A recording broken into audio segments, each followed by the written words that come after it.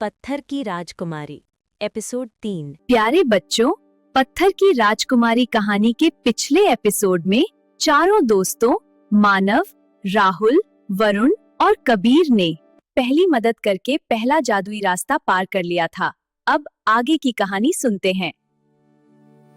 एक मदद करते ही राजकुमारी वर्षा का चेहरा इंसानों वाला हो गया।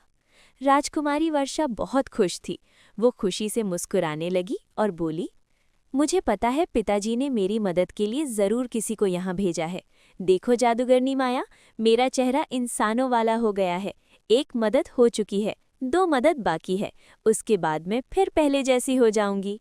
जादूगरनी माया सोचने लगी, जरूर ये बहुत बहादुर, बुद्धिमान और दयालु बच्चे हैं जो राजकुमारी के मदद के लिए यहाँ आ रहे हैं। इनसे मिलना होगा।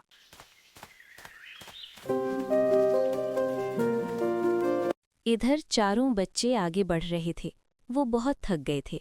अब उन्हें भूख भी लगने लगी थी, क्योंकि जो खाने का सामान उनके पास था सब खत्म हो गया था। मुझे तो बहुत जोरों की भूख लगी है। पहले हम कुछ खाने का ढूंढ ले।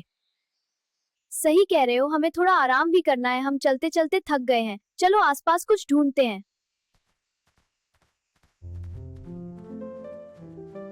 चारों दोस्त आराम करने की जगह ढूंढने लगे। तभी उन्होंने देखा एक बहुत बड़ा आम का बगीचा है। सभी दोस्तों के मुंह में पानी आ गया। अरे, आम खाने का और आराम करने का इंतजाम हो गया। चलो हम सब मिलकर मीठे मीठे आम खाते हैं। पहले हम उन अंकल से पूछ लेते हैं। ये आम का बगीचा उन्हीं का दिखाई देता है। बिना पूछे किसी की चीज लेना सही नहीं रहेगा। हाँ, बिल्कुल सही कह रहे हो। हमें उन अंकल से मांगकर आम खाना चाहिए, बिना पूछे। अगर हमने आम खाया तो अच्छी बात नहीं होगी। चलो चलते हैं। सारे दोस्त बगीचे के मालिक के पास जाते हैं। अंकल, हमें बहुत भूख लगी है। क्या हम आपके बगीचे से आम तोड़कर खा सकते हैं? उन माली अंकल का नाम सुधीर था। बेटा खा लो, वैसे भी रात को तो ये सारे आम कोई और ही खा जाएगा। इस समय तो फिर भी तुम्हें दिखाई दे रहे हैं, रात होते ही सारे बगीचे के आम गायब हो जाएंगे। सुधीर अंकल की बात सुनकर सब बच्चे हैरान रह गए। गायब हो जाएंगे? हम कुछ समझे नहीं अंकल। इस बगीचे में एक भूत ने कब्जा कर लिया है। वो कहता है जब तक मैं उसकी 5 पहेलियों जवाब नहीं दूंगा तब तक वो मेरे बगीचे के सारे आम खा जाया करेगा, एक भी आम नहीं छोड़ेगा। इतने समय से बार बार मैं आम की फसल उगाता हूं, पर वो भूत सारे आम खा जाता है। उसकी पहेलियां ऐसी होती हैं जिनके मैं जवाब नहीं दे पा रहा।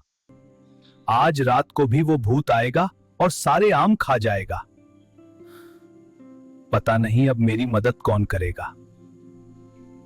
सुधीर अंकल की बात सुनकर चारों दोस्त समझ गए कि दूसरी मदद करने का समय आ गया है।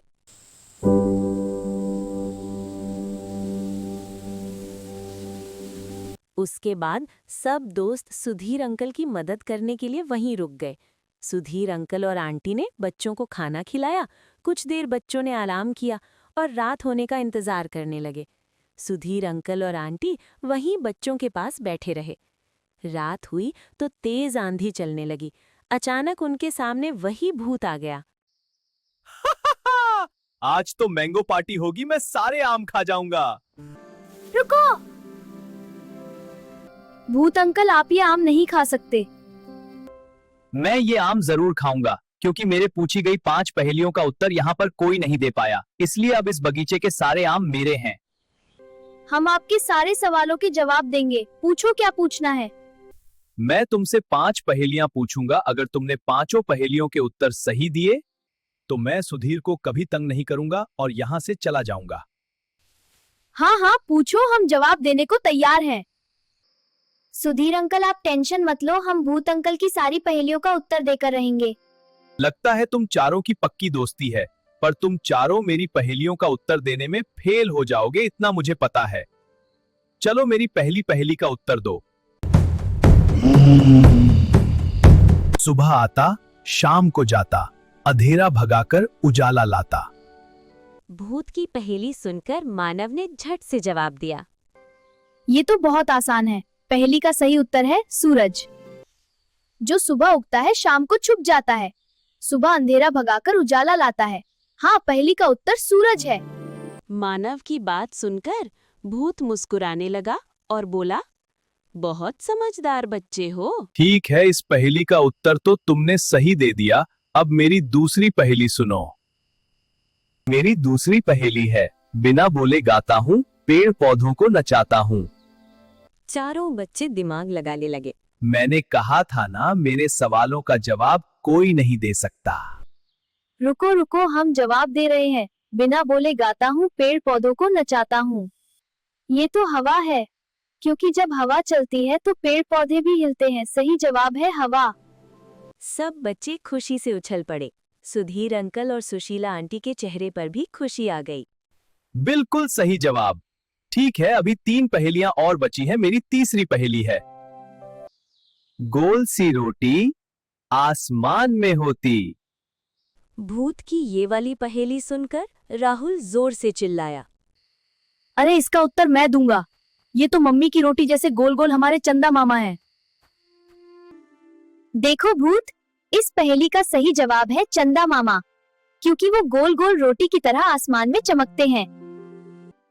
तुमने सही पहचाना, चांद ही इस पहेली का सही उत्तर है। ठीक है, अब मैं चौथी पहेली पूछता हूं। मेरी चौथी पहेली है, नदी झील समुद्र में रहता, सबकी प्यास बुझाता। बताओ मैं हूं कौन? पानी, जो हम सबकी प्यास बुझाता है, जो हमें जीवन देता है। हाँ, सही उत्तर है पानी। अब भूत समझ गया था कि सब बच्चे बहुत होशियार हैं। ठीक है, मेरी एक पहेली अभी बाकी है। बताओ मेरी 5वीं पहेली। गर्मी आते ही आता हूँ, मीठा मीठा सबको भाता हूँ, फलों का राजा कहलाता हूँ। बताओ मैं कौन हूँ? 5वीं पहेली सुनते ही चारों दोस्त जोर से हंसे।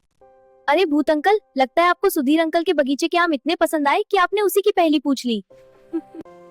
आपकी इस पहेली का उत्तर है आम। गर्मी में आता है, मीठा मीठा सबको भाता है, और फलों का राजा भी कहा जाता है। पर आपको आम नहीं मिलेंगे, क्योंकि हमने 5 पहेलियों का उत्तर सही दे दिया। अब आपको यहाँ से जाना होगा। तुम 5 बच्चों की दोस्ती में बहुत ताकत है, और तुम सब बहुत दिमाग वाले हो, साथ में बहादुर भी हो। यह सब जादूगरनी माया का जादू था। वो तुम्हारे रास्ते में रुकावट लाना चाहती थी, इसीलिए उसने मुझे यहाँ भेजा था। तुम चारों बच्चों ने मेरा दिल जीत लिया। मैं जा रहा हूँ, पर जाते जाते मैं एक अच्छा काम करना चाहता हूँ। मैं तुम्हें एक जादुई कारपेट दे रहा हूँ। तुम इसके ऊपर बैठ जाओ, ये हवा में उड़ने लगेगा और तुम्हें तीसरे और आखिरी जादुई रास्ते पर ले जाएगा, जहाँ पर तुम्हें तीसरी मदद करनी है। सब बच्चों ने भूत अंकल को थैंक यू बोला। उसके बाद भूत अंकल चले गए। सुधीर अंकल और सुशीला आंटी ने बच्चों को आशीर्वाद दिया और रास्ते के लिए ढेर सारे आम दिए। बच्चे भूत अंकल के दिए हुए जादुई कारपेट पर बैठ गए। कारपेट उड़ने लगा। बच्चे बहुत खुश थे, क्योंकि वो अपनी मंजिल पर पहुंचने वाले थे। कारपेट ने बच्चों को जादुई तीसरे रास्ते पर ले जाकर छोड़ दिया और गायब हो गया। अब चारों दोस्तों को तीसरा जादुई रास्ता पार करना है। कहानी के आखिरी एपिसोड में अब बच्चे कौन सी मुश्किल को पार करेंगे और कौन सी आखिरी मदद करेंगे,